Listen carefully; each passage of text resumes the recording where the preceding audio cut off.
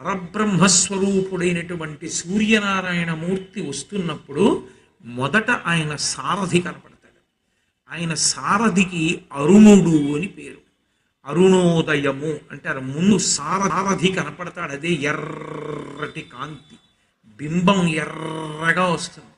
మొట్టమొదట ఆ సారథి దర్శనం చెయ్యాలి. ఓ అరుణోదయం అయిపోతోంది, వచ్చేస్తున్నాడు మా తండ్రి, అదిగో ఎర్రగా ముందు రథసారథి వస్తున్నాడు అని దర్శనం చేస్తే వెనక బంగారు కాంతులతో కొద్ది క్షణాల్లో మారిపోతుంది. ఆదిత్య హృదయం చదివినంతసేపు పడుతుంది.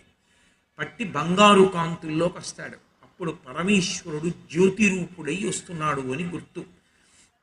నమ పూర్వాయ గిరయే పశ్చిమే గిరయే నమ, జ్యోతిర్గణానాం పతయే దినాధిపతయే నమ, జయాయ జయభద్రాయ హర్యశ్వాయ నమో నమ, నమ ఉగ్రాయ వీరాయ